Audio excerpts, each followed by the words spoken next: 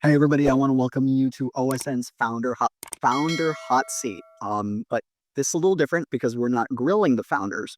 We're actually working to hook their problems with the help of some fantastic panelists.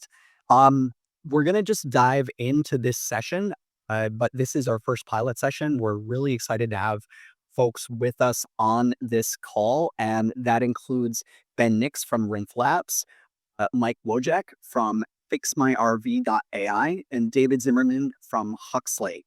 Our panelists today are Tino Go from Baru, Kevin DeFranco from 135, Jeff Bruder from Sonic FireTech, and McKelvey Packard from Cleveland Tech Week.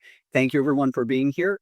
And let's just get started. So what we're going to do is we're going to call each founder to the hot seat. They're going to have a couple of minutes to talk about their company, talk about their problem, and then we're going to open that discussion up to panelists. So without any further ado, Ben, let's welcome you into the hot seat, please. Hi, my name is Ben Nix. A little bit about me. I used to be the director of software development at the Rock and Roll Hall of Fame. I did that for 9 years. And then earlier last year, I broke off on my own. And I've been doing Rinth Labs, which is my company. I do contract software and hardware development. And I'm building a startup around UBeacon, which is one of the products that I'm developing. I've been doing contract work on the side for the last 15 years. So this has just been like scaling things up, and things are going really, really well. Yeah. So I guess Why just you up to that? It's a little bit about what your big challenge is right now. What's keeping you toward the next milestone and keeping you from unlocking the growth or the next phase in the company that you're looking for? yeah. So the next thing for me, it's really getting, like, I have the product, I've tested it out, it works really great. Um, I've had a few starts and stops with people that have been like, yeah, let's do a pilot. And then like, no, let's hold off for now. Like things aren't working. So it's really that first step of getting it like installed in a location and, getting that initial feedback from people. Like I've been testing it in my office and playing around with it, and the technology is there, it works. Um, but until you get something out in the wild, like it's really hard to get that traction to move it forward. So before we dive in with our panelists about what you might be able to do to unlock that pilot problem, can you just tell us at a very high level a little bit about what the software is and who it's for? Yeah. So I have a pitch deck. Can I share that or? Well, we probably don't have time to go through a whole pitch deck because you only have a couple of minutes. So if you can just give us at a high level, like 1 to 2 minutes of what you're. Yeah. So what it is, it's actually a hardware device. I've got one right here. So it is an ultrasonic beacon. So it's called UBeacon, and it basically acts like GPS for indoors. And so it emits a ultrasonic signal that is a unique ID, and the microphone on your smartphone can pick up that unique ID. And so how it works is, uh, if you're like a hospital or an airport or a museum, you can install these beacons throughout your facility, and then you can put a snippet of JavaScript on your website, and then you can create a QR code that goes to that web page, and people can scan it, and then it will ask for microphone access, and then it will pick up where you are in the building. So it acts kind of like GPS, and it updates the content on that web page based on your proximity to these beacons. So you can do wayfinding, and you can do content delivery based on it. So for like museums, when you're walking around, you can have a digital copy of whatever is in front of you on your phone, which is great for accessibility, and it's great for translation. So like international visitors. It sounds really interesting, and I think we've got enough information, I hope, for some of our panelists. So Yeah. I'd love to turn this over. Which of our panelists wants to dive in and start, you know, hooking how Ben can get some more pilots? One thing to note too is it works without an app. So it works in a web browser. So Fantastic. yeah. So Tino, I'm going to actually bring you up. Yeah, hi. My name is Tino Go. I'm the CEO and founder of Baru. So we develop software to eliminate 60% of the cost structure of the cabinet industry, which is $100 billion industry. So 60% of cost of sales avoided, or 40% of revenues that we freed up to arbitrage. The way we do that is through the elimination of long distance distribution costs. And the way we do that is by tapping into the idle machinery at the custom cabinet makers all over the United States. These $500,000 of CapEx, capital expenditures that these cabinet makers already own, is only in use on average less than 2 hours a day. So we tap into the idle time to create a virtual factory in everyone's hometown. And that allows us to sell on average at 40% lower than market prices, while our manufacturers are earning between 70 and 90% pre-tax margins, and we take a third of revenues and clear about 80% ourselves. Yeah, it took way too long to understand even what it is. And I didn't, I was, as you were explaining it, I was really stretching for a use case and a value prop. And so, if that's, I don't know how you approach customers or prospective customers, but I think it should be obvious, a lot more obvious. I know that it's a generalized tool and a generalized technology, but we need to know what it is first, really fast. So it sounds like the feedback that you're sharing, Tino, is just that we can kind of make this a little bit more actionable. Is really he needs to be able to give a 1 to 2 sentence description, a short 30-second to 1 minute, like, hey, this is who it's for and how do you use it, and maybe just really tight use cases. And then the exercise that I had to go through recently was I actually had to do a 2-minute pitch with a deck. That was really, really hard, but it was the most useful pitch exercise I've had in years. It improved my messaging it cut to the core of what we're doing. And so you might want to try that. Just literally got 2 minutes. I'm McKelvey. I was a chief operating officer of a company called EveryKey, a cybersecurity company with a mission to replace passwords and keys. And so proximity authentication, you walk up to your computer, it logs you in, you walk away, it logs you out. While there, we sold and shipped over 50,000 products, and also got contracts with the Air Force, LG Electronics, and HP, and raised over $6 million in funding. And yeah, before that, I was operations management in aluminum manufacturing, given my background in mechanical and aerospace engineering. So worked at Alcoa and Alaris. And now I am helping to build the Cleveland innovation ecosystem. I organized the first Cleveland Tech Week in this past September. So yeah, looking forward to continuing those, and some of the things Jamie has mentioned. I'll be creating more events and community building things, working with everyone to build that collaboration here in the city. This is kind of off of what Tino was saying. So Ben, and I know you told me your product, and so most of those times we've met and talked about this, it was at networking events in real life. So it's not in a scenario like this where you're on screen presenting. I would say kind of filter what you're saying into how you pitch it at those networking events. They're very short interactions where you have to get what you're doing across very quickly. And I think here you kind of jumped into your software development background and got into the technical aspects of it much more than what you're actually trying to solve.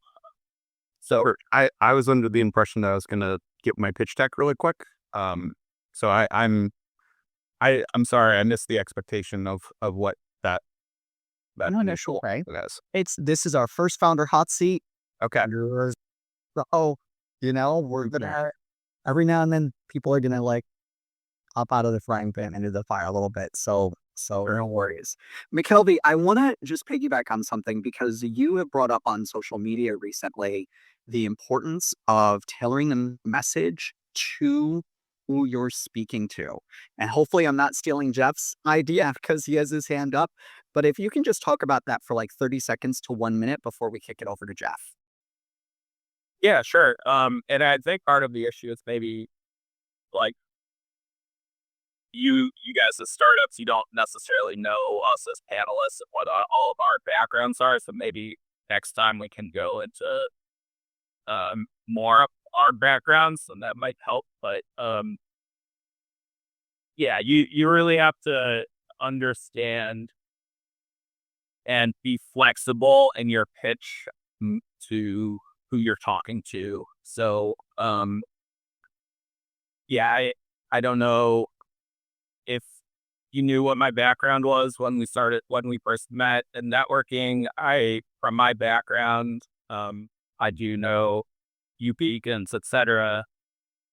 But that was once you got more into the technical aspects. And so what you led off with was just a museum visitor and that experience. So to broaden your message to the general public, we do want those everyday scenarios that you can relate people to. And then you can, once you start to know someone's background, you can start to pick different things that person will latch onto, which I think you did that with me when we were talking. Because once we started talking, getting it more depth, we had much farther conversations with that. That's all great. We're going to kick it over to Jeff. So I am Jeff Bruder, co-founder and CEO of Sonic Fire Tech. We make equipment to suppress fire with sound. So our beachhead market is protecting homes in wildfire-prone regions from ember fires. So jumping off a couple things that Tino and McKelvey have said, and cluing in on something you said. You said you're looking for pilots. You talk to people and they kind of drop off on you. Is what it seems like. The way I've approached pilots, and I think generally, you should listen to everybody and listen to nobody, right? Because we've all been through a lot of stuff, but it's not going to be exactly what you've been through, right? So try to take key pieces out of it. So me going and trying to get pilots and sell the first things, I get in these really engaging conversations and then assume I will never hear from them again, right? So it's quantity. You got to go have those conversations and you start to get the messaging dialed in based on what people are reacting to. So, so you'll figure out, you might find there's a complete different use case that you never thought of for the thing that is the market that it grabs onto. And have you heard of iCore before? Yeah. I was enrolled in the fall cohort. But I exited because I was getting a lot of because that whole program is like market validation, and I was getting off the charts market validation. The problem is just like no one wants to be the first one, and like I want to do something in close proximity to myself because there's that physical component to it. So I want to be able to like drive there and test it out and work out the bugs. Yeah, and I think that gets to the value prop side of it, right? So the first folks, you might need to say, hey, this is going to improve X and Y, and we can, either you're donating it to them or giving it to them for a heady discount to be the first one in the door kind of thing, right? So, but I think have 1,000 conversations, and then you'll find that one person who's actually going to move along with it. Panelists, I have a question for you because something that Ben said really is striking me, which is, you felt you had a lot of great validation, off the charts validation, but you're having difficulty getting to the pilot. So, panelists, where do you think that breakdown can happen? And Tino, I see that you have your hand up first. So we're going to go ahead and kick it over to you for this question. Is that okay? Great. Yeah. Yeah. So, market validation, it's not true market validation until they buy. And so you should segment, if you haven't read Crossing the Chasm yet, maybe you should, because you should segment the buying public into a distribution.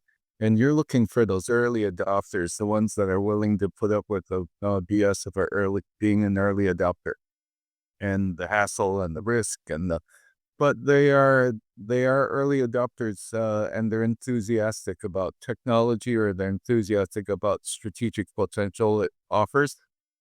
Um, that's why one of the reasons I'm in California is because everyone's an early adopter here. No one's afraid of tech. Um, and so you need to find out who and don't go to Eaton and to one of their plant managers, because you'll never, they'll poo-poo you and you won't get an audience. But that. But you can still talk with them to get some idea of where they're coming from. But you have to find your early adopter, and it could be, I don't know, figure something out, a use case, and offer it for free at no cost, literally no cost, no effort, all value. And that can be your first case study, and you can piggyback on that maybe. Because ultimately what someone else said, Jeffrey said, was dead on right. Don't listen to any of us. Just iterate, test and iterate. And on that note, we're going to kick over to Kevin for the last comment. Yeah, so I'm Kevin. I'm founder and CEO of a company downtown called 135. So we're in the Caxton building, like above Thirsty Parrot. If you've ever been to a Guardians game when it's a little bit warmer out. Essentially, we're an outsourced business development shop for a wide variety of startups. So, like I said, we have some local ones, we have some on the coast and so forth. And what we have, our 20th employee started yesterday, but what they do day in and day out is they work on behalf of the client that they're working with to generate them more leads, get them more book demos, get them more conversations going back to kind of the 90s style because of all these AI tools. And I know, Tina, you mentioned it, you're right. There is a lot of noise on the electronic side. So they try to stand out via the phones because it's something that's kind of in this like lost art form that's not being utilized as much. And that's kind of our value prop. And then we took kind of, if anybody's familiar with like 37 Signals Basecamp model of starting with a service company and using that to leverage a product, that's the model that we did. So this is profitable. We're doing decently on the profit side for the service company. And so then we went live with our product maybe 3 months ago. And so that is it's called Rep2X. And it's an AI analysis tool for companies to use in their interview process to put sales candidates through role play scenarios, see how they do kind of head to head, get a score, get an assessment. And, hopefully especially in a remote dynamic, you give a couple hundred applicants, try to figure out who you should actually spend your time interviewing above and beyond a resume. I wasn't familiar with your product before, so I was kind of looking at it naturally as somebody learning about it as you're going through it. I would say, what about like the relationships you have at the Rock Hall? I would imagine if as long as no bridges are burned on that side, however that ended, I would think like naturally that should be your easiest potential. That was my first one, and they were interested for a while, and then inductions happened. They launched a new exhibit, and I was trying to get it lined up with the exhibit launch, and I'm familiar with how they do things, and it did not happen. They're still interested in it. They want to wait until the next exhibit, and I want to do it before then. I'm currently talking to the Great Lakes Science Center because they're right next door.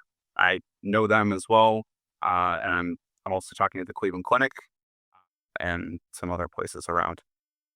Okay, none of those are early adopters. all of the executives at those companies, their job is to keep their job. A lot of bureaucracy. Yeah, that's kind of where I was going to lead it. I would say naturally that's a big dog, and if you were to get it, great because of your relationships. But I would say probably not where you want to start from scratch if those weren't existing. Yeah, my recommendation and so my expertise is lead generation from an early stage perspective. Like that's what we do day in and day out. But I would say if you haven't yet, it really just to help you like cast a wider net using tools like Apollo, like ZoomInfo, building out like what you think is the ICP of what you're going after. Um, and there's a lot of great. I mean, you're talking about wanting to stay close to here. So if you do catch that interest, it's something local. They have a lot of good like radius metrics on there as well. So you can even hash it out and say, hey, within 50 miles of downtown Cleveland is where I want to focus, or Akron, or wherever. And then like I would recommend what we do is cold calling, and I know that's not for everybody, so I'm not going to really recommend that. But there's a great passive tool called Dripify, which you get the messaging on the right side, and it's essentially email sequences with via LinkedIn. And I think if you had the right people kind of narrowed in and started that thing and got that going, I bet you would get, especially like being the local dynamic, right? That should also help you get a little bit more of a foot in the door with some folks than if you from Northeast Ohio we're trying to go after folks in the Bay Area from here or whatever. I would say something like that, I think could get a lot of good positive returns for you. And then, you start working with those folks and figure out where the pilots are going to be. Yeah, and stick face to face because you don't get interaction if it's outbound electronic. We have about 2 to 3 minutes left for Ben, so we will kick it over to McKelvey, who has his hand raised. For the fine fun. Yeah, I just this is kind of leads into what Shanna chatted about. But I was thinking about like guerrilla marketing and how you can do this with cities. Like there's a lot of landmarks in the city of Cleveland that you could probably put beacons around with QR codes, right?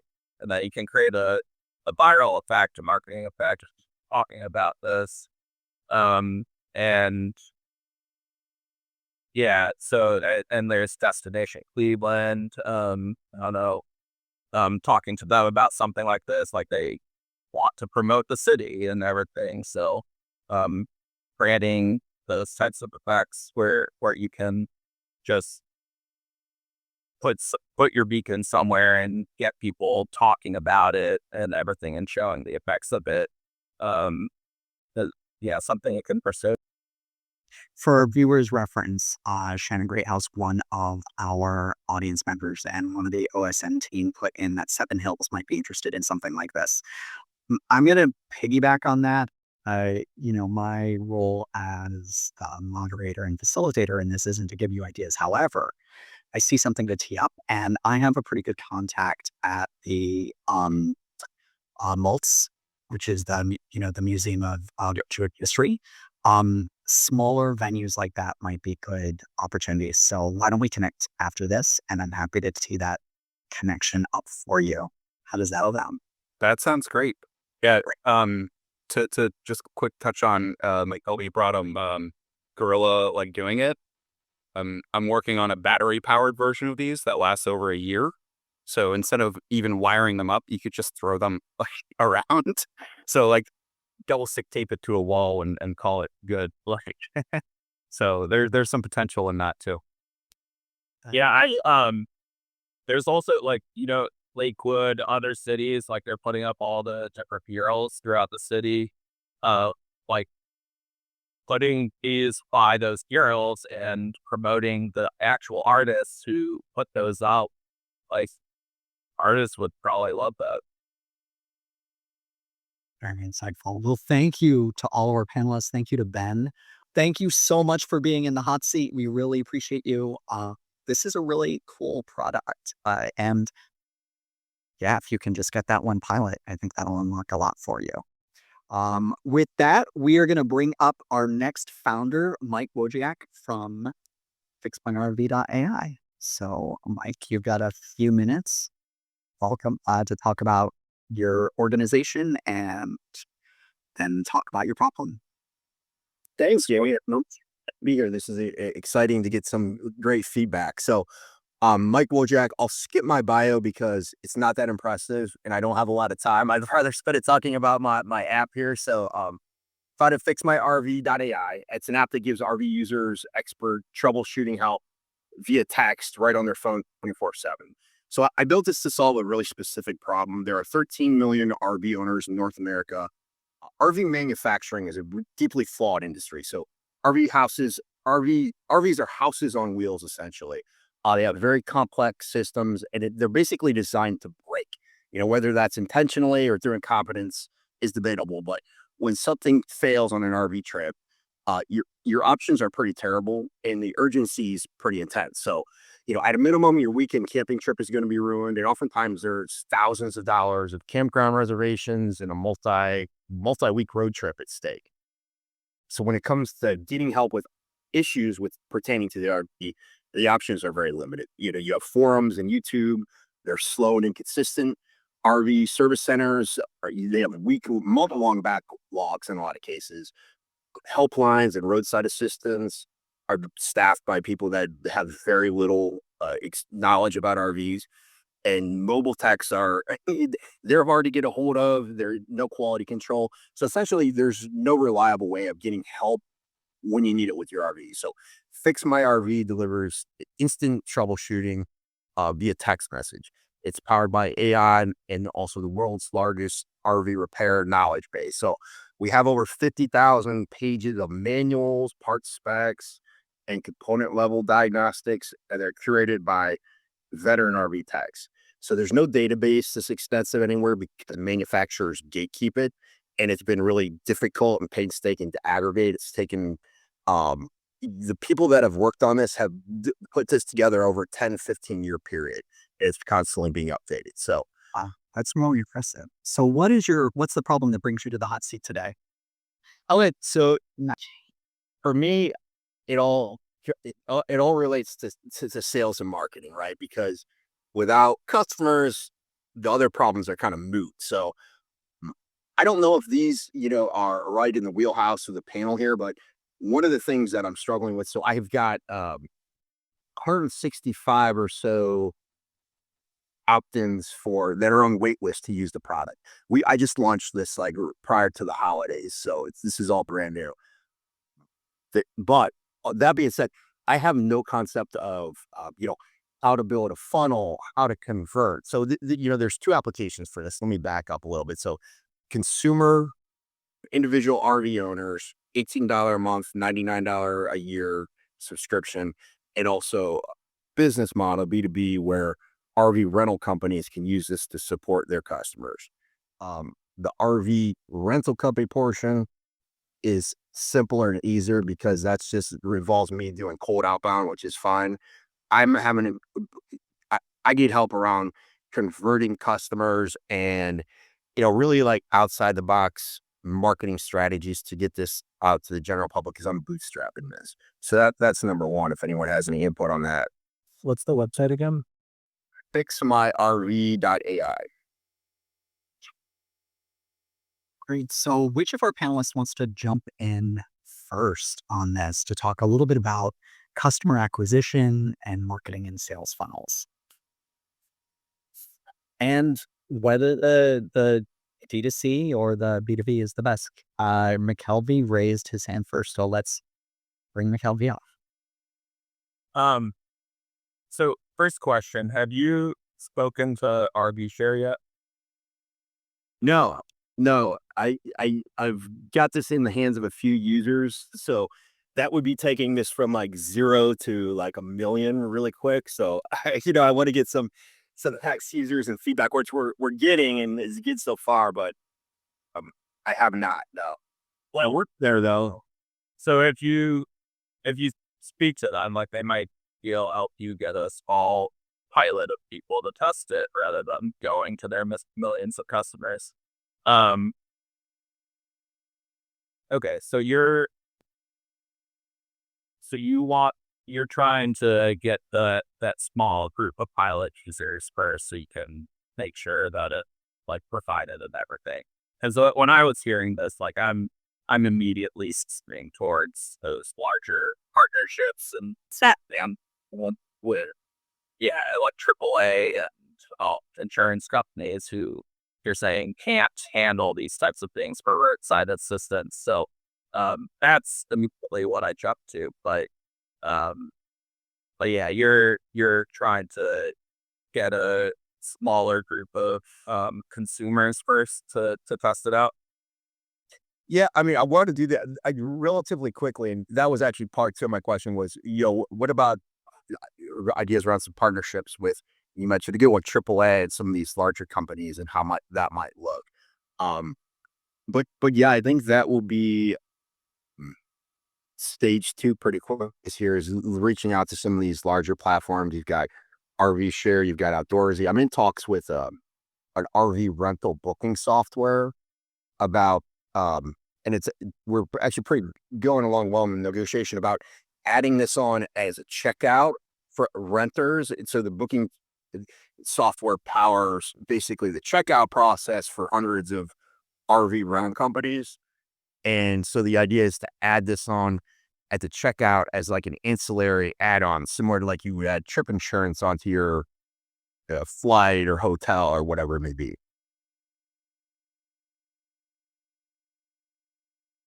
Yeah, that's cool. McKelvey, while you noodle on some of that, why don't we bring up Tino? And then you can pop back on and should have some more insights. Yeah, I would start with mapping out if, you got different potential stakeholders, and they may have different interests, whether they're channel partner or a direct customer. I would try to map out what they care about and what the existing alternatives are for those different vectors of care. And that will tell you what you think is the problem that you're solving for different people, whether it's the RV renter or the RV trip planner or the channel partner or the revenue share campground. You know, and the No. and how you define that and how you test it will also dictate how you go to market with it and message it. And ultimately, you should be looking for unsolved problems. I mean, in a very specific manner. There's a book called Blue Ocean Strategy that really talks about this. Finding the blue competitive ocean as opposed to the red competitive ocean. There was a mention of well, what's in it for that? No. All right, I'm not asking for an answer. I'm just saying I don't know what's in it. And ultimately, for an organization that big, they might look at this startup and say, they're going to just ruin our reputation because their app's not going to work. And their executive that's in charge of decisions, his job is to keep his or her job. They couldn't care about the RV renter or the RV driver. They couldn't care less. And so that's the approach I would think about, and segment your different ICPs so that you can test. Yeah. So, really quick for everyone who might be watching, ICPs are your individual customer profiles. Is that right? Tino? Ideal. No customer profiles. Sorry, I knew I was missing something. But let's kick over to Kevin. He has his hand up. Kevin DeFranco. That's More of first a qualifying question. With the 165 you said you have 165 on a wait list. Where did those come from? And are those on the B2C side or are those on the B2B side? Those are on the B2C side. So those came from posting in different various RV related Facebook and other forums. Okay. And they're on the wait list because it's not quite ready for them yet? Well, they're on the wait list because I don't really have it's ready now. It wasn't when I posted it. So the next step is how do I convert these to paying customers? So they're on the wait list for free access at this point for a 7-day free trial. I mean, at the very least, I would imagine that probably would be your best starting spot, right? For just getting potential customer feedback. It's 165 people that showed interest in the offering. Yeah. So Real quick, I didn't get to finish so I do have some pretty extensive testing so far. So I do have 2 paying customers that are RV rental companies, and they've been using that with their users. So the feedback is good. This is just like so brand new that bugs have been worked out and it's been much. So I want to pose a question for our panelists. Since one of the things that Mike asked about was, which direction should he go since he has limited resources, a limited team, etc., B2B or B2C. When you guys think about the customer acquisition costs, as well as the sales life cycle and the total LTV, the lifetime value from that customer, with a product like this at the earliest stages, if this was your company, where do those thoughts about like the different costs for pulling in consumers for something like this versus B2B fit in? Or do our panelists see that as even an issue? can I qualify something on that question or equation? So just quantify the size of the markets here. So the RV rental specific market, so the B2B that this is specifically designed for now is a small market. There's only about 500 legitimate companies in the whole space. The RV consumer side has about 13 million RV owners. So just keep that in mind when you're thinking through the answer to that. So what do our panelists think about that, given the customer bases for those? Yeah, go ahead, Tino. Yeah, I mean, if you could probably get a lot of trial users, just give it away. Hey, if you're going on an RV trip this summer, sign up for this. You're welcome to use it for free, just in case you have a problem. And if you have a problem, give us feedback on how well it works or it doesn't work. And that will actually give you a lot of information, potentially like thousands of users this coming summer. And that will be the genesis. That will be the data that will get you funded if you're interested in getting it funded. Great. Any additional thoughts about, you know what? I can actually jump in if you guys don't mind, because customer acquisition and marketing and funnels are like one of my key things. I would say that given the size of the customer base, and hold on, let me just unpin Keynote really quick. Sorry, it's hard for me to talk and do this at the same time. There we go. Given the size of your customer bases, if you're going to create a funnel, creating a funnel of 500 customers isn't going to be super effective. You're just going to click on, there's 500 of them. There's no funnel. It's just a pipe. But you've already proven success by just posting. 165 signups, people giving you their email address is a pretty good signal, because you could be a scam. People hate to put their email address in. That's a really great signal. If you got that just from posting, and you pair that with any testimonials that you can get from the RV rental companies, if they're getting testimonials or anything from their customers, that could be really great. But basically, you can likely just set like brute force just yourself, do a bunch of posts to different areas. If you have the resources and you're willing, you can also work with somebody to set up an AI agent to do these posts for you within certain bounds and whatnot. And really, it's a great opportunity for you to also test the messaging. And what you would typically do is create a post with some kind of call to action that gets them to a landing page. You might try something that takes them directly to the app. See how effective that is. If you can go directly from a post to a sign up to the app, that's fantastic. If it looks like they might need some more information, you can test at the same time another strategy where you have them going to a landing page that gives them more information about the app, and creates the sign up from there. Or you could give them an offer like, hey, here's 12 great, RV maintenance tips, before well, they're probably already winterized, but, before they take that summer trip. And they have to put in their email address to download. So there's a lot of basic opportunities for you to start seeing what kind of messaging could work for this audience, and what your funnel strategy is going to be, and what that customer journey looks like. But it sounds like if there's no other product out there, that customer journey might be really simple and just letting them know about it. But there's a ton of YouTube videos about creating funnels and the different ways to do that. And it's just trying it out. But I'm going to pause and kick it back over to Tino really quick. And then let's see if any of our other panelists have anything else that they want to jump in with. Yeah, I was thinking about it in terms of insurance. I mean, I never buy trip insurance because I'd rather risk the $300 than pay the $25. So that's a calculated bet.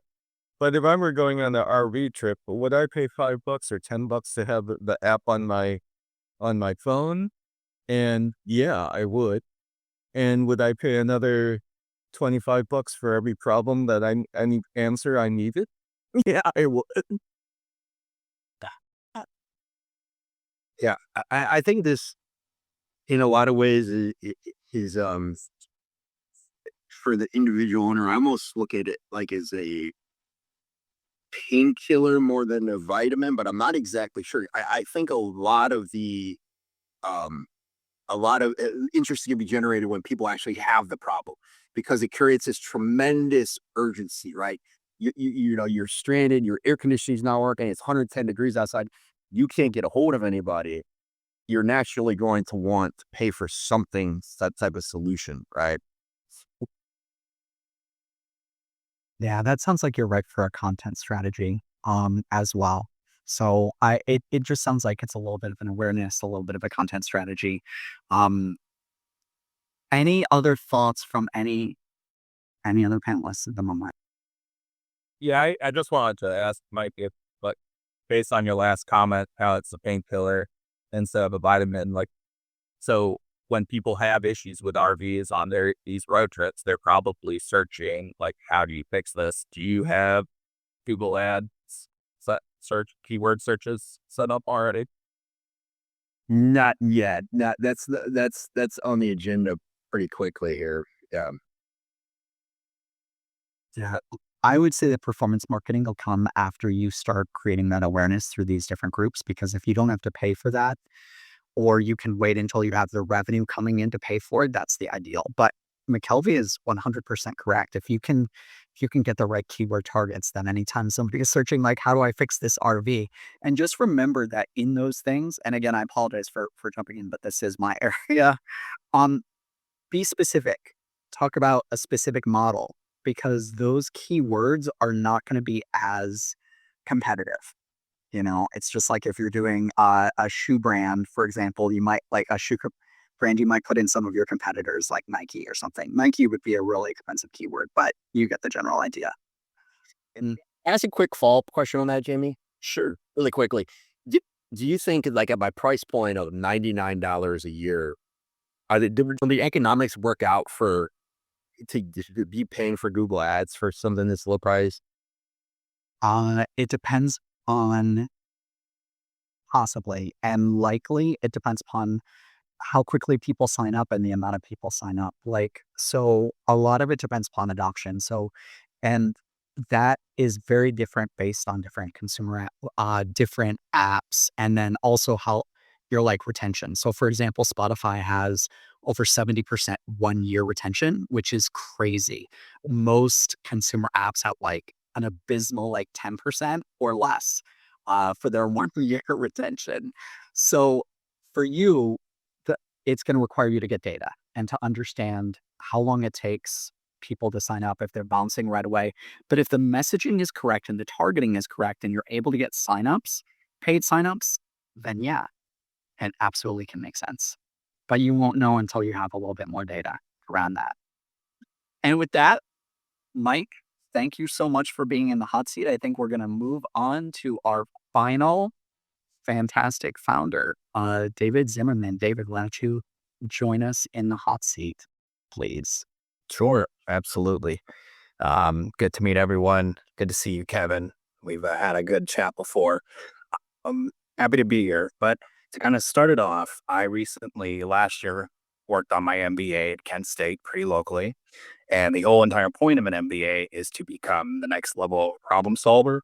And because of that mindset, I became really passionate about technology because technology solves a lot of problems now. I mean, we're in the age of AI. So that's why I started Huxley. And Huxley is a software and moving into a hardware conglomerate. Started out with making some apps, B2C apps for things I was passionate about. It started with teaching fraternities and sororities and school organizations how to market themselves with AI. And then I did the same for the music scene because I love music. And then I moved into business to business stuff. And that's what I wanted to talk about today and bring up the pain points to chat about. So Huxley's premier business to business platform is called HT Base. It's a smart CRM is what we call it. And basically it works off of a large language model learning that takes companies' information and trains people in sales or service based off of voice to speech interactions based off of proprietary or internal company data. So as opposed to going to ChatGPT or Gemini and saying, how do I close this sale? This large language model is ours and it's trained on company information because we go in and we do a service first approach. We talk with the companies, we extract their information and we build these LLMs for them. That's built into their CRM where they can put their leads, do all that fun follow-up stuff. And we also build custom assets for them that leverages that smart AI so that a lot of their busy work and grunt work can be taken out of the equation. The problem, and I wouldn't say it's a problem, but the kind of fear point right now is transitioning to hardware. So our next step, because we do have some revenue, we have customers that are renewing and subscribing into the software, but getting into hardware and building devices to go into traditionally retail, service, blue collar jobs and have that smart AI in an earpiece connected to whether the bottom of your phone that already provides a Wi-Fi connection and audio and smart stuff. And finding, how do we navigate finding a good supplier, understanding that end of technology while protecting our software, going about the scary world of IP and legal, and just making that clean transition to hardware from software. So that's kind of where my concern and questions are today. And it would be fantastic to just hear what everyone has to say. So that is the pitch. I actually want to kick this over to McKelvey to start out because he has, let's actually hit Tino's question first.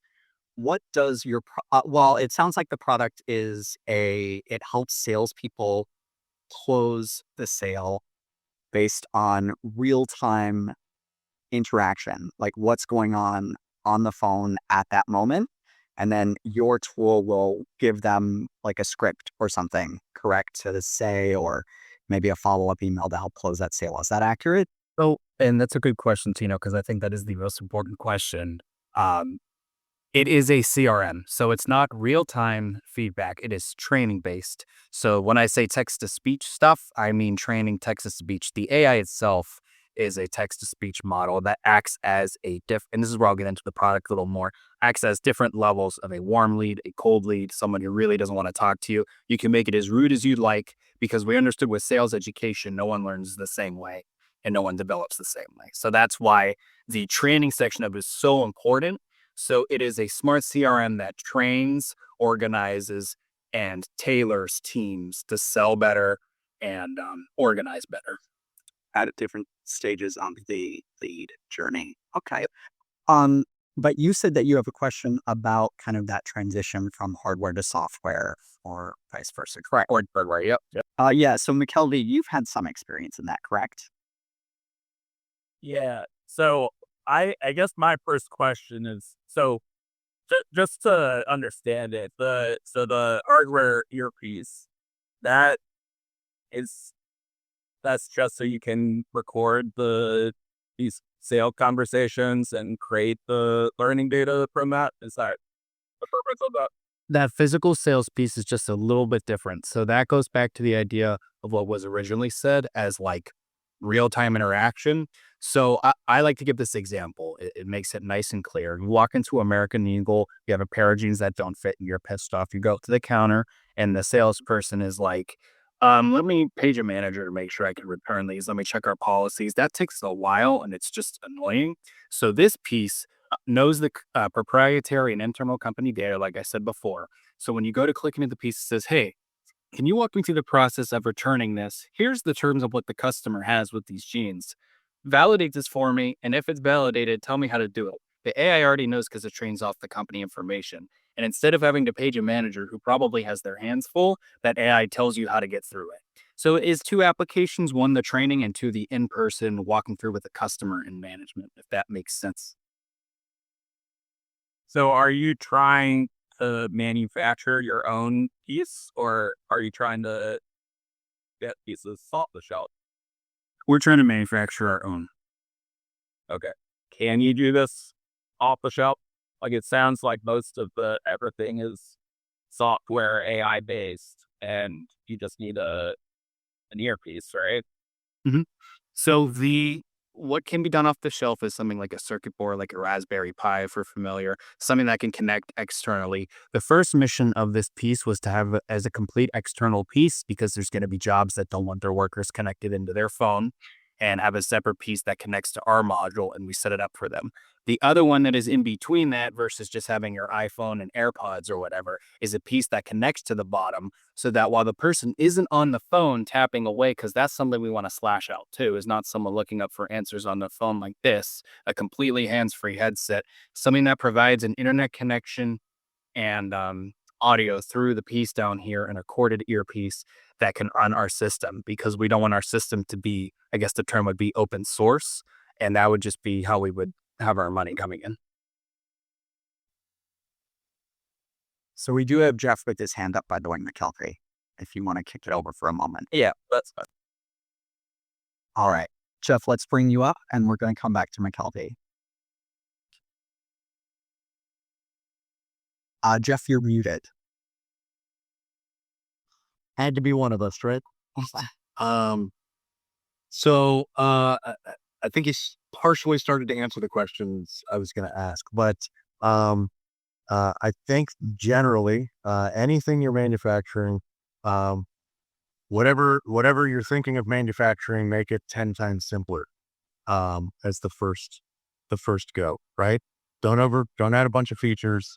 Make it the simplest, dumbest thing you can possibly do.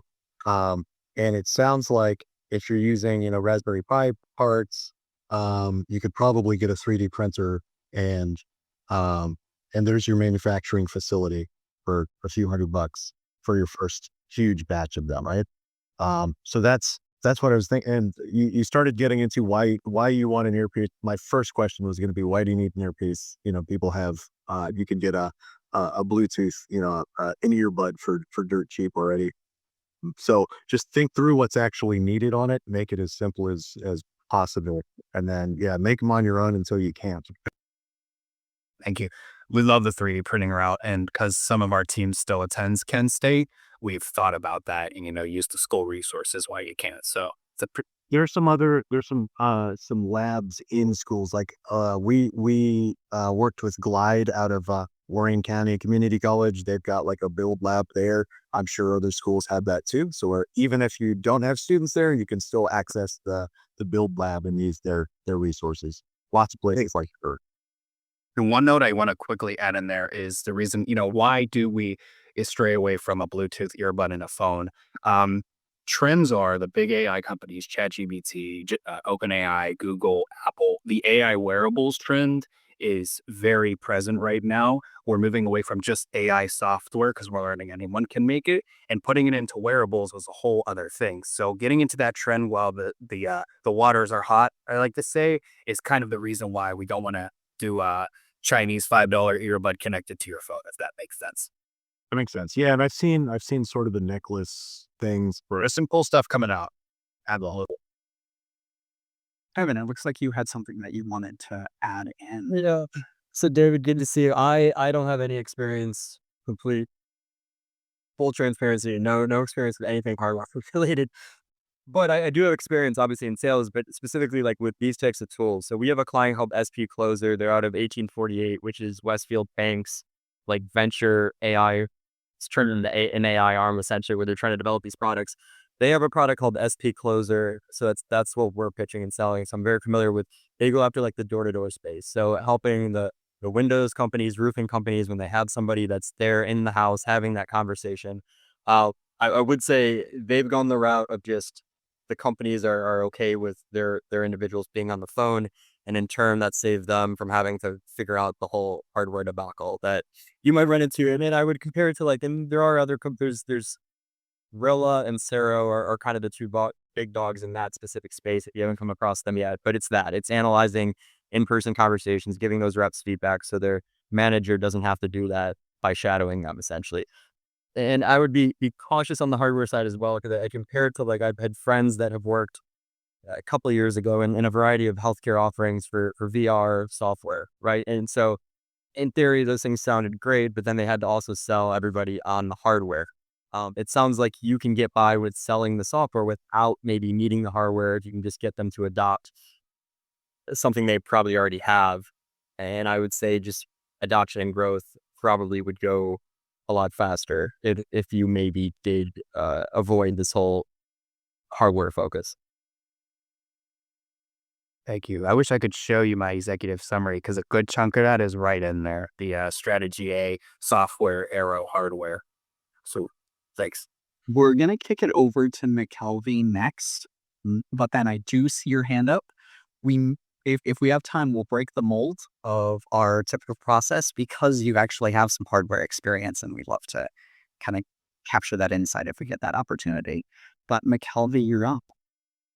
Yeah. So just to talk a bit of my background that Jamie into that. So I was chief operating officer of a company called Everkey here in Cleveland. It's a cybersecurity company. We started consumer, but so cybersecurity, we were solving password management and authentication issues with a proximity hardware device. So it was it's a small little Bluetooth device, and we sold over 50,000 of those products. And it was, so the reason we started with hardware was because it was a technical necessity at the time when we started. So phones at that time were not capable of doing what we needed to do. We used Bluetooth, so the Bluetooth connectivity wasn't what we needed to be constantly communicating to devices. And so phones at the time could not do that. When they went asleep, Bluetooth was turned off, etc. So that's why we started with the hardware device. Over time, phones got better, and we transitioned away from hardware completely and made it a phone app. When we started going towards enterprises, we got contracts with the Air Force, LG, HP. Most of those places did not want hardware at all. Everyone was looking for a software solution that they can just embed in what employees are already using. The only scenarios where the hardware came into practice was needed was highly secure areas like the Air Force, who does not allow phones and Bluetooth in certain areas. So hardware is hard. You have to start accounting for your COGS and additional costs just to get that, and then it's an additional product to start selling to people, like others have said.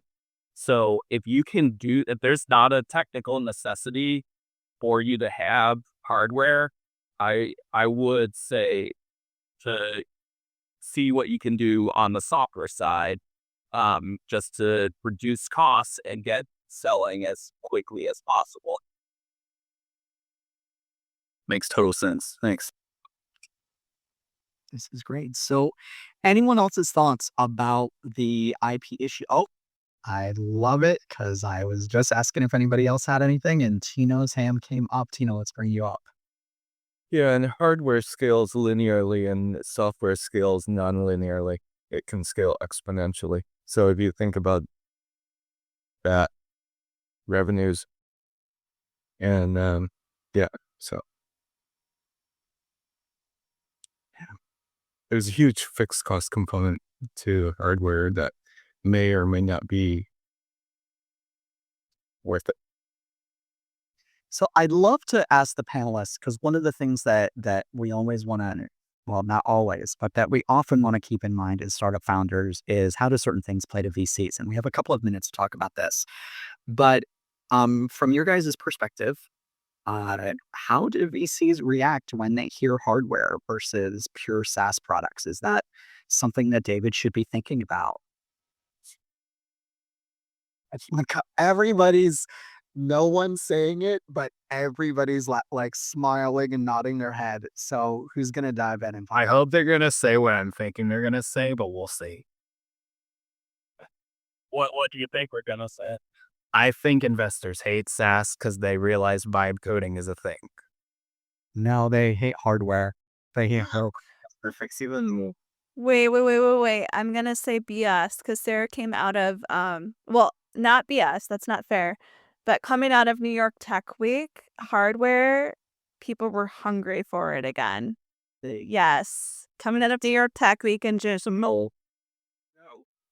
Not an earpiece. no, not for an earpiece, but for something. As someone who has some pretty unique hardware here, I still get asked what our software component is. Dang. Wait, even coastally, Jeff? Yeah. Interesting. So You know why hardware is hard again? It's because AI can make hardware smart. well, let's in the last couple of minutes, let's pull Dan back up into the hot seat really quickly, and let's pull up Ben as well for your quick comment for the last couple of minutes. I'm sorry. Did you say I could ask my question? You'll be right after this. We're pulling up David, and then Ben, you had something that you had wanted to comment on about David's product, or Yeah. So I think everyone's made it pretty clear, like, if you can do it in software, way better. But my question to you is, like, have talking to potential customers, have they expressed, like, what is it about, like, an earpiece that they want that physical hardware? So, yeah, I'll be transparent. The customer discovery is a bit shallow right now because this is a very new pivot. This idea came from, like I gave the American Eagle example, those service places. And I worked in a gas station a really long time ago, and you have these earpieces because they don't want you on your phone. They want you to be voiced in. They want you to be pinged almost like, so keeping that theme instead of being connected to a phone. And again, I'll say that customer discovery has been small, but just trying to keep on that trend of keeping some type of earpiece to immediately have something in your ear telling you, not the customer hearing that, and minimizing that weird awkward time where you're looking for an answer is kind of the direction there. If that makes sense. Yeah. So it's that immediacy, not having to, like, so I'm assuming that this device would just be, like, automatically paired and, like, have really good range and coverage, and, like, you're not relying on spotty Wi-Fi or, yeah. I Another way to put it real quick is the reason that we have Apple CarPlay and digital assistants. When you're driving the car, no, they don't want you on your phone texting your friend, hey, I'll be there in 10 minutes. They want you to go, hey, assistant, text my friend, I'll be there at 10 minutes. The reason is because it minimizes distraction away from what you're doing. Mm-hmm. Interesting. But it doesn't have to be your hardware. It might be what one's wearing. But that is what makes the money. Is there like a restriction to like size, and like obviously you don't want something like what I'm wearing, like someone walking around. You'd want something smaller. And I know they make a variety of different like Bluetooth headsets and stuff. So we have some mock-ups I would show another time, and you can find them on our website. The best approach we saw was an open earbud that hangs over has a cord and a button here to push to talk, so you don't even have to pull the device out of your pocket. Because the first thought was the separate device without a screen at all, the tiny little, let's say, 2x3-inch device on your hip pack like we have right now. Yeah, I think that makes sense. Even from like a customer service perspective, like I don't want to see someone like whip out their phone because then they're ignoring me, you know? Right, it's all optics. It's all optics. Right. Bring this back really quick. Tino had mentioned something, for Ben, but this might apply for you, David, which is going through the iCore program, because there's some great customer discovery that comes out of that. It gives you an opportunity to talk about design and so on. Thank you, Ben. Before we get into opening everything up, we're going to unpin David. Thank you so much for being in the hot seat with I us. don't actually think about is because I was a previous participant, and it was a different product from a research project at Kent State. I've talked to Kevin about it before, and I do love the program. And I'll say, to double on that, Ben, and you experienced that too. Great customer discovery. It's been on our kind of radar to maybe enter that with this project as well. So, double brownie points to iCore. Fantastic. So before we open this up to anyone else, I know that we have guests on here that have some questions, and if we have the time, we want to open this up to more and allow some networking. Thank you so much for being on the first Founder Hot Seat. I do want to bring Ben back to the hot seat and bring Mac up as well. Mac had a question or a comment for Ben. So Ben, and let's bring Mac up.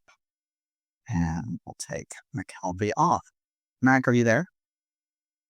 Yeah, sorry. I think it wasn't for Ben. Oh, it wasn't? I'm so sorry. Who was No, all good, all good. In fact, yeah, I can just wait for the networking session. I mean, well, list. We are kicking off the network session now. So go ahead. It's just that easy. how is the RV guy still here?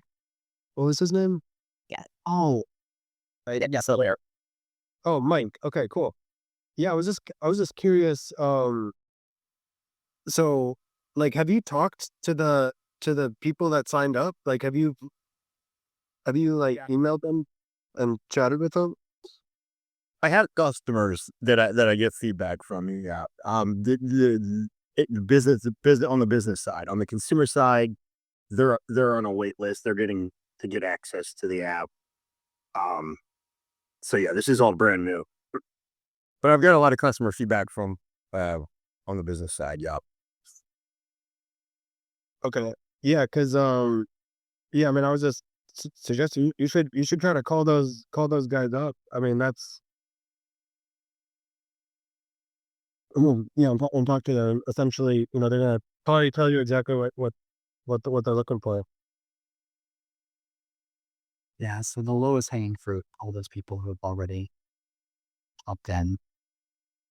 Way back at the beginning of my journey, I sent a survey out on Reddit and Facebook, and I had 146 responses. It was a long ass survey. Sorry for that language.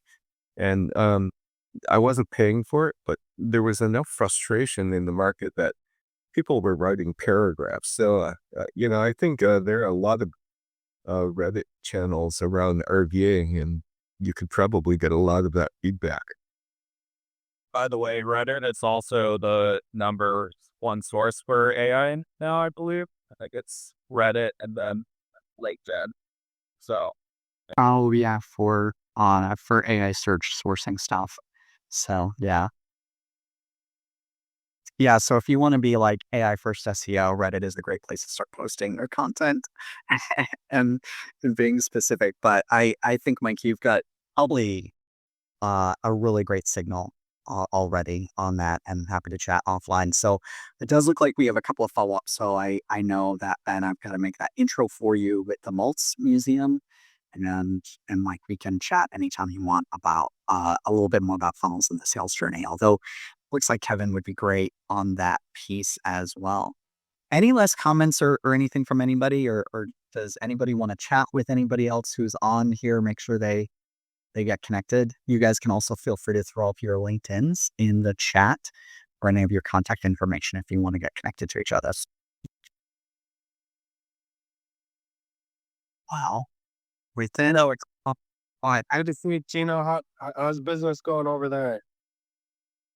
It's so it started kicking off. There was a project that woke up at the beginning of this year with interest rates changing. It started to cancel out. So that's when we estimated in 2023 it was worth 427,000. So maybe 450 or 500 now. And a number of other whale type of projects, as well as a small flurry of smaller projects, ranging from 10 to 40,000. Tino, can you talk about some of the differences in tech adoption and just your conversations of like Cleveland and Atlanta and Philly versus San Francisco? Yeah. So in Cleveland, when I told people what I was doing, there was no response. In Philly and Atlanta, in Philly, I get that tepid. Oh, that's interesting. Tell me a little bit more. That's innovative. In Atlanta, I'd get that's interesting, but we don't do it like that here. And in San Francisco, I get that's interesting. Tell me more. Tell me more. How is that going to help my business? How is that? Let me think about that. Oh, that I've got a project that I'm in the wings. Would it work for this? So that conversation is you 80% of folks that who touch cabinets are interested at that level of conversation, and so all of a sudden the top of the funnel is actually it looks like a funnel. And so that's, and you don't expect high throughput initially, but there's it's like, oh well, let me, they give you information. Oh, 30, cabinets are 30 to 40% of our remodeling costs for a general contractor, or the VP of construction of the Jones Lang LaSalle, San Francisco, overseeing 3.2 million. He says, "Oh, that's interesting." But he's not an early adopter. His job is to keep his job. But they will, as I show up to the meetings, then keep showing up. He'll give me a project. I'm sure of it, because the economics and the operations are compelling. And so that's the difference. Yeah. And then I saw on your LinkedIn that you got 10 doors out here in Cleveland. Your landlord. Yeah, so the stroke guy, Use Tino as a platform to get new cabinets if you're doing it. I should. Everything I've got, fortunately, is all up to date at this moment. And yet I'm not by, that's on the back burner for now. But yeah, no, definitely. I was thinking about that when he was going through it. Yeah, I mean, our sweet spot is what I'm targeting right now is tenant improvement, commercial tenant improvements, like this thing that I'm showing behind me. It's literally 5 feet by 5 feet. So that refrigerator is. I want to hear more about fighting fire with sound, because that sounds so cool. That's like some sci-fi, bro. And then also what the market's like, Jeff, because like you're West Coast, but I think for different reasons. But it's interesting that both of you guys are, coastal now. Yeah. Well, and the fundraising as well is another thing to talk about, right? Yeah. I mean, such wildly different response trying to raise here versus the coasts. So yeah, risk tolerance is so much different. Our big check writers have been either from Miami or from California. It just, is what it is. And then what was the We other? can talk more about that. I'm sorry. Hi. Could you talk more about that risk tolerance on the coast versus in the Midwest? Yeah, yeah. So I mean, you put together a business plan that seems solid, have a tech that seems solid, whatever it is, and you go to fundraise here versus on the coasts. The valuation they're willing to talk to you about is drastically different, right? So, and for us, it was the difference between being able to keep our doors open or not. So we were trying to fundraise here initially. It was very difficult. So we ended up going to the coasts. Well, so my team, we just went to San Francisco for JP Morgan Healthcare this month. Our first other than Philadelphia, this was our first time outside of the Midwest. And it was really interesting to me because I was like, wow, there's a lot more money out here than there is in the Midwest. And people were a lot more interested in what we're doing. I mean, I'm painting with a broad brush, um, but then it also seemed like people were maybe more um, all about themselves and trying to talk about how amazing they are and just trying to bolster and position themselves constantly. It was very exhausting. I realized in the Midwest, like we're just not. I don't want to say we're more humble because I'm not disparaging anyone's character, but it was just like every event went to it just seemed like all of these people were just trying to like one up each other and how great they are. And I realized like we actually don't really do that in the Midwest. That's not a value here. So I trying to figure things out for my company. Um, it seems like angel money, which is kind of where we're at this point. Angel money in the Midwest is very conservative, and so I think maybe we have to continue to go back to individual investors because we're not really quite ready to go to VCs. If anyone can opine on that, I would love to hear. Yeah, I think the coast versus Midwest thing is a risk tolerance. They're betting on 100 companies and thinking one of them is gonna become a unicorn and they're gonna make the money back. So they're willing and I'll get back to the valuation side of it. Like the percentages you're gonna give up to raise money here are gonna be 2-3 times what they would be on the coast. Um, which is the difference between it making sense and not. At least that's been my experience. Um, Actually, maybe even more dramatic than that. But they're looking at the longer term, right? It seems like the thought process here is I need to get enough of this company that I can either sell it off in a year or um, I don't quite understand the mindset. They want fast exits here, and like they don't trust the big multiple, so they want a bigger piece of the pie. I would say that also the angel attitude is different on the coast. There are a fair amount of angels on the coast who are like this, especially former founders who are like, this is me giving back to the ecosystem, and I'm not counting on getting this back. Whereas angels here in the Midwest are like, I better get my money back. Like, I really want. And I bet that some of the economics of before I was a tech founder, I was an estate planning attorney. And I would bet you probably have angels that have less liquidity in their finances. They're probably more likely that they're playing with money that they've taken out of their retirement. And I would imagine that they need to they need to have some sort of assurance that they're going to see a return on it. It depends. It depends. I think it's where VC or where startup fits in our portfolio. I think on the coast it's more expected to be a part of your portfolio. In the Midwest, it's not necessarily expected to be as big a part of your portfolio because again, it's different. They're not the ecosystem here is a little bit behind what we see on the coasts because it just hasn't had the volume.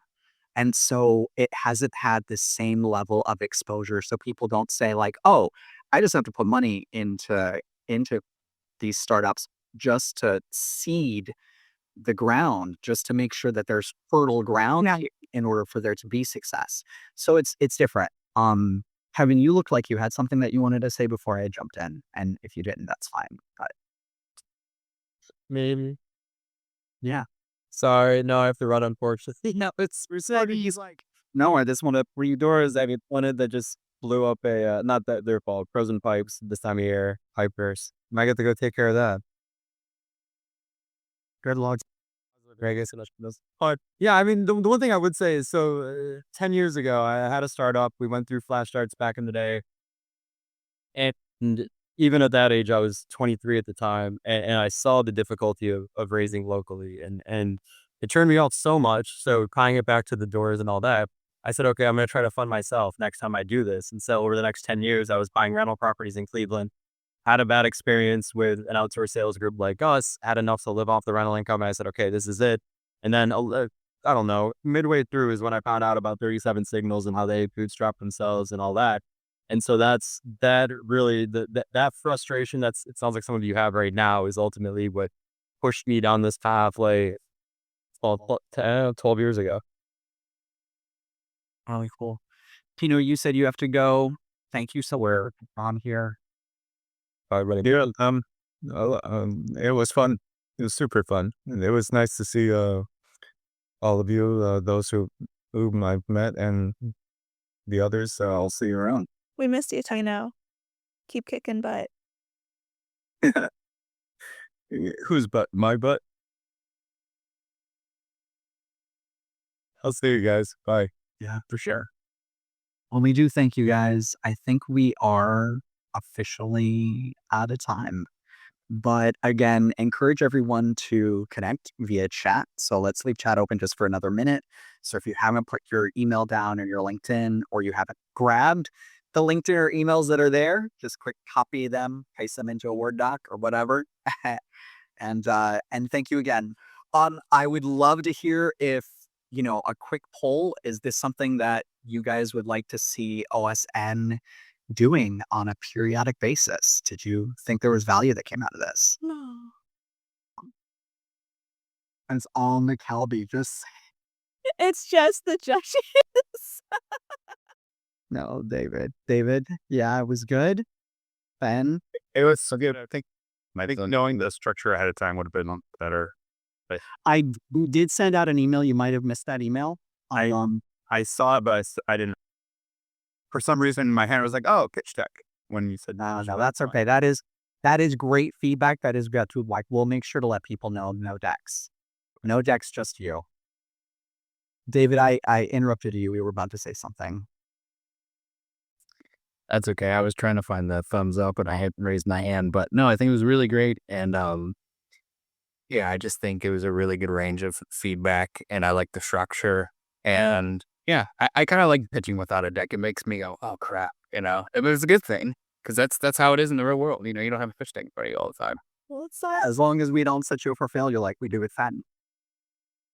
So thank you for going first as a little sacrificial lamb. It's fine. It's a good note, and I should work on having something concise that's really easy. So I will do that. And I plug, I missed, please, but Jamie kind of heads to that, and it's related to what you guys were just talking about. So, it's called Pitch Prod. I don't have an exact date yet. It's gonna be in mid-February, but it's all meant for that communication and pitching. Like, I am not allowing pitch decks, so it's meant for that real world scenario and just learning how to communicate and talk on the fly and learn what your audience is in real time. So, yeah. Wait, what is this? I'm sorry. I was looking at LinkedIn and I only caught the second half of what you said. You're developing an event, you said? Formation? It's called Pitch Prod. It's going to be at Hilarities, actually. So it's meant to help people learn that just communicating what they're working on and for those real-time scenarios. So I'm not allowing pitch decks. And you just have to learn on the fly who you're talking to, how to present yourself in the best possible way. So yeah. Yeah. I want to shout out Mac because this came from him volunteering his feedback and what he would like to have. So thank you, Mac, for doing the one-on-one and saying that you would like to do this. Yeah, for sure. I think yeah, this was awesome. Appreciate it. And yeah, I want to keep doing these. Again, it's like everybody's got little needs and things.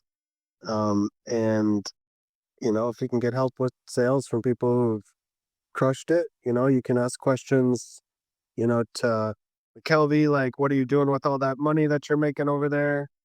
It's good. It's good vibe. Awesome. Cool. Well, cool. Well, thank you again, everyone. This was a great event, I think, and I'm looking forward to the next one. So stay tuned. Okay. Genie, I love to connect about the malts sometime, and dude, we need to talk about hardware sometime. Yeah, we can have that on.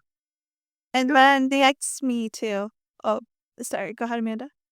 The hustle bus, are there dates out yet?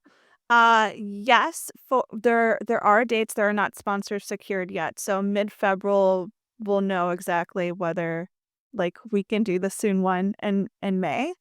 But I will let you know. There's actually 7 we have budgeted for this year. So yeah. And will one be stopping in Akron?